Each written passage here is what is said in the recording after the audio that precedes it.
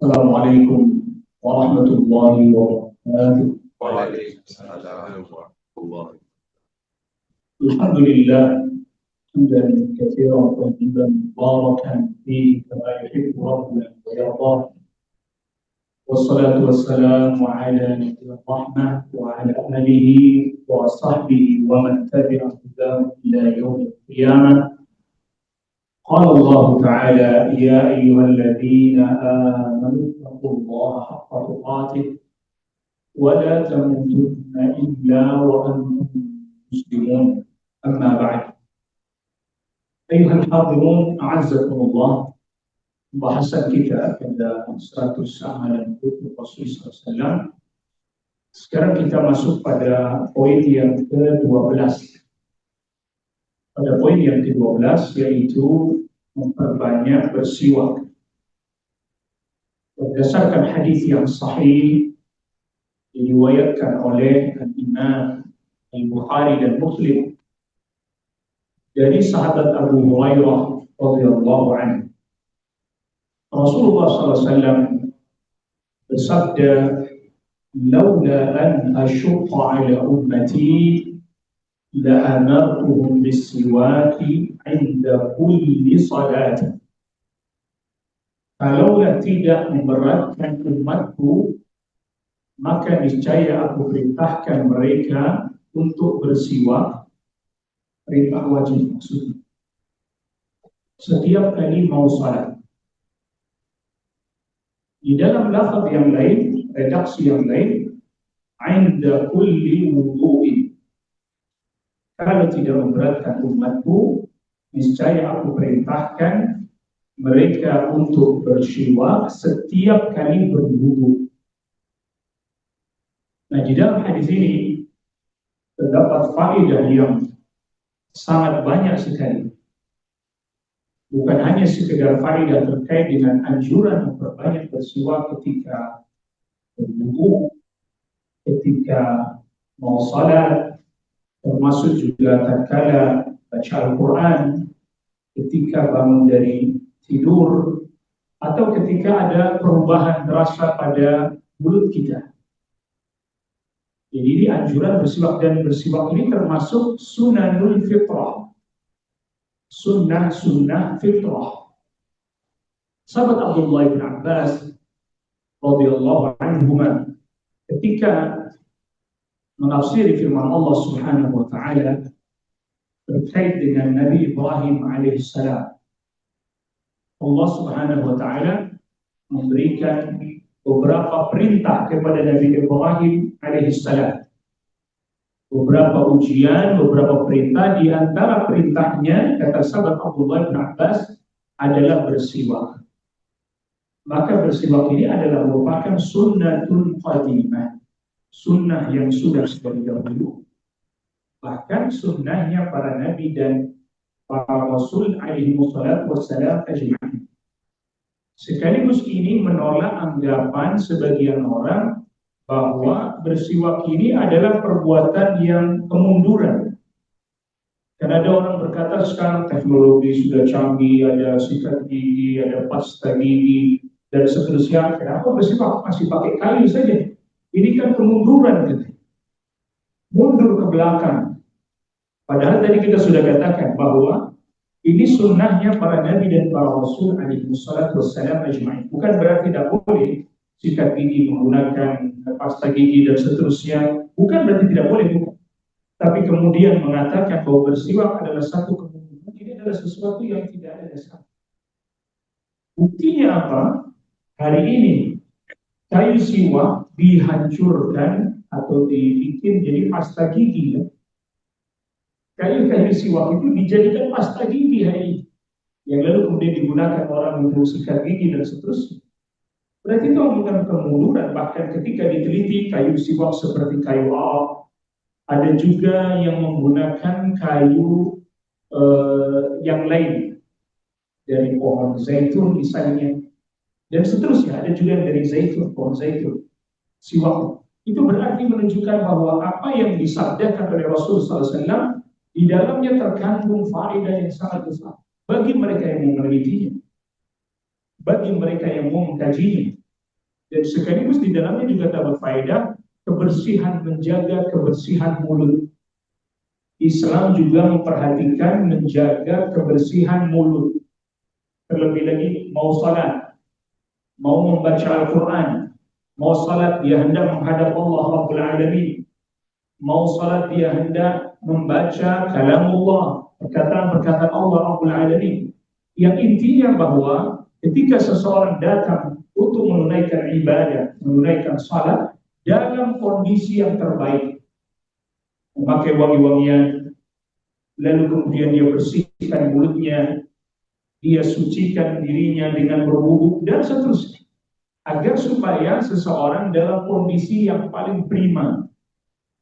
Ditambah lagi apabila seseorang misalnya dia bangun dari tidur, lalu dia bersihkan mulutnya, dia sikat giginya atau dia bersiwak, itu juga akan membangkitkan semangatnya, membuat dia semakin bersemangat dengan sebab itu. Itulah mengapa rahasianya diperintahkan kita untuk membersihkan mulut, masuk juga tentunya pakaian kita tentunya, tempat ibadah kita tentunya, lalu memakai wangi-wangian agar supaya bersemangat dalam beribadah kepada Allah Rabbul Alamin. Bukan hanya dengan sekedarnya saja, dengan yang terbaik yang tidak bisa, pakaian suci, mulut yang bersih, pakai wangi-wangian karena hendak menghadap Allah Rabbul Alamin. Dan ini termasuk sunanul fitrah, termasuk sunnah-sunnah fitrah yang disebutkan di dalam hadis dari Ummul Mukminin Aisyah radhiyallahu anha, asyrun minal fitrah. Ada 10 poin yang termasuk bagian dari fitrah, di antaranya adalah as-siwak bersih.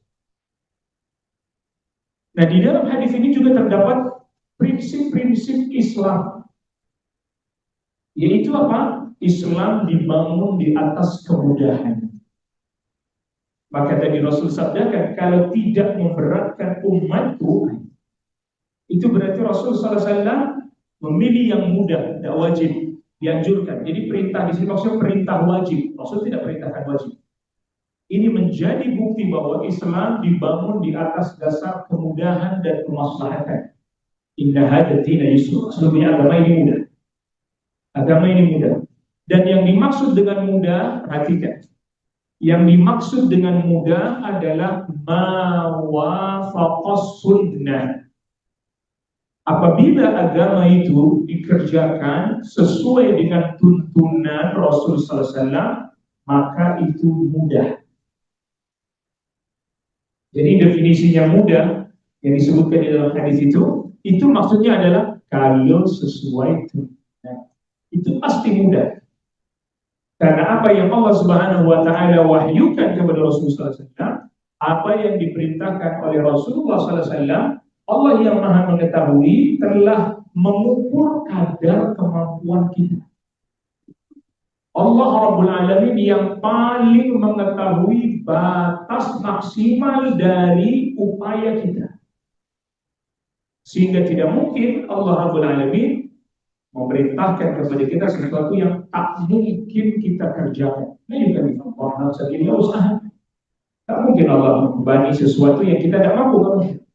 Ditambah lagi tadi Nabi SAW sabdakan, inna hadzal dina yusr. Sebenarnya agama ini mudah.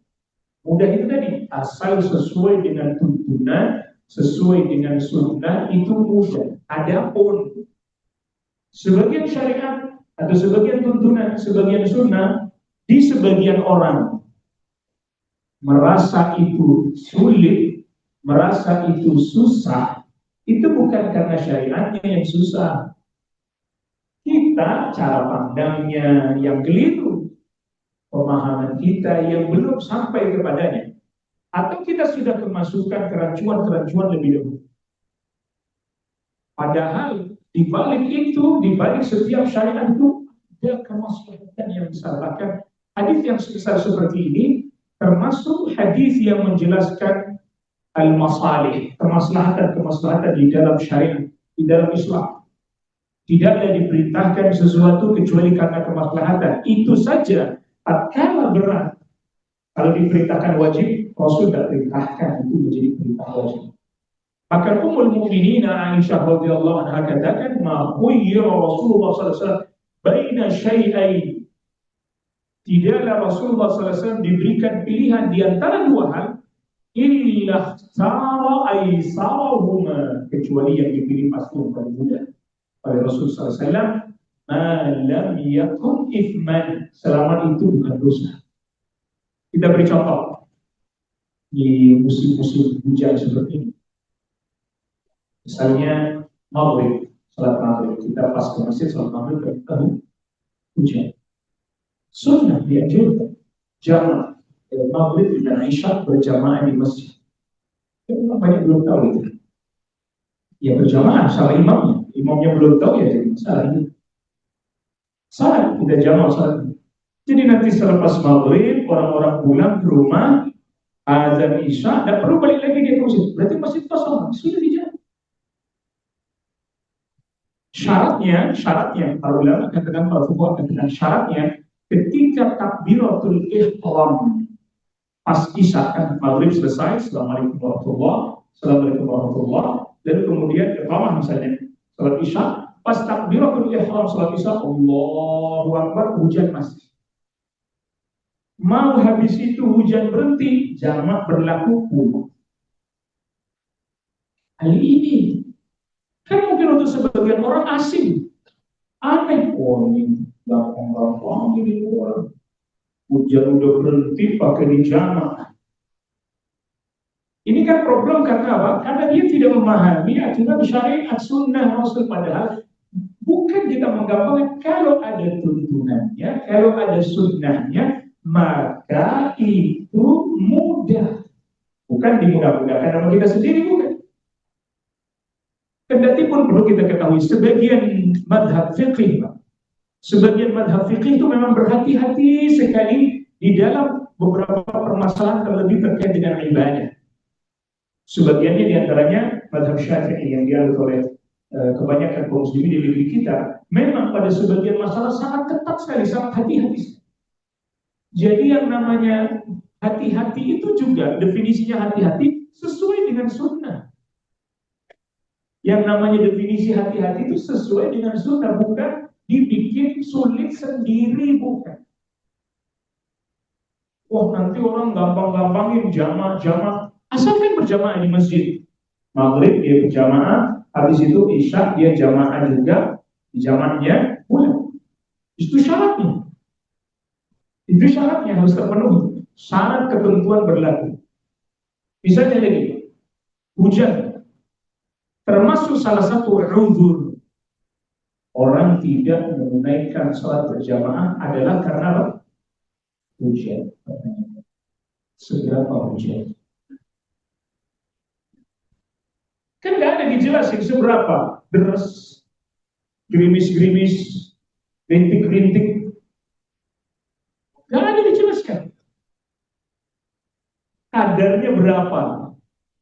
Dan seterusnya. Nggak ada. Ini bicara keringanan. Ingat, bicara keringanan. Ada satu riwayat, diriwayatkan Ibnu Hibban, bahwa para sahabat mereka tidak berangkat berjamaah walaupun hujannya rintik-rintik ringan. Sehingga bahkan mungkin sebagian sendal mereka tidak sampai kelihatan basah. Kalau terus kan pasti kelihatan basah dan seterusnya. Mereka tidak berangkat berjamaah. Wah, nanti dengan sebab ini orang bermudah-mudah. Loh, kalau itu ada contohnya, ada dari para sahabat, ada dari Rasulullah SAW, kenapa tidak? Ya, maka tadi kita katakan, karena kita awal mulanya belajar agama sudah terbiasa terpola dengan mazhab. Ya, tentu di Indonesia lagi mayoritas mazhab Syafi'i dan seterusnya. Sehingga kemudian ada beberapa permasalahan yang sebenarnya syariat membuka ke lapangan. Karena di dalam mazhab itu misalnya tidak boleh atau sempit, akhirnya kita diberi. Akhirnya kita tidak masuk di dalamnya, nggak berani menggunakannya. Maka akhirnya seolah-olah agama ini jadi sulit. Tentu bukan berarti kita mengatakan bahwa para ulama mazhab sengaja mempersulit masalah itu. Itu ijtihad kan? Hasil ijtihad betul. Tetapi kemudian karena kita menganggap itu adalah final, akhirnya kita anggap ini susah banget ya. Jadi sulit banget. Maka ingat nggak misalnya tentang masalah tawaf, yang kemudian harus pindah madhab karena secara tidak menyengaja bersentuhan dengan yang lain, perempuan dan seterusnya, akhirnya kan kesulitan toh. Akhirnya kaum muslimin Indonesia kesulitan, dan itu banyak terjadi pertanyaan, bagaimana Pak Ustaz kita lagi tawaf pakai ihram kan, tawaf umroh misalnya, kesenggol perempuan tidak sengaja, kalau batal, Anda insya Allah Anda tidak akan selesai tawafnya. Senggol batal wudhu, balik lagi senggol batal lagi wudhu lagi, tidak selesai. Dan tadi kita sudah katakan karena kita mengikuti madhab yang mengatakan itu batal. Tapi tentunya kalau digali terus nanti digali terus, ini tidak ada apa-apa sama saya. Terlebih lagi tidak disengaja kita melakukan hal tersebut. Nah ini tadi bahwa kemudahan-kemudahan yang ada di dalam Islam bukan kita yang memudah-mudahkan sendiri, bukan. Tetapi Allah Rabbul Alamin yang maha mengetahui kadar kemampuan kita. Maka Allah Rabbul Alamin tidaklah mewahyukan kepada Rasulullah SAW sesuatu kecuali yang kita mampu, yang kita bisa. Maka tadi Nabi sampaikan, kalau kamu mampu, niscaya memberitakan mereka peristiwa yang salah yang tidak wajib. Berhubung berat tidak wajib. Inilah bukti bahwa Islam ini dibangun di atas kemudahan yang dimaksud mudah sesuai ketentuan, sesuai syariat.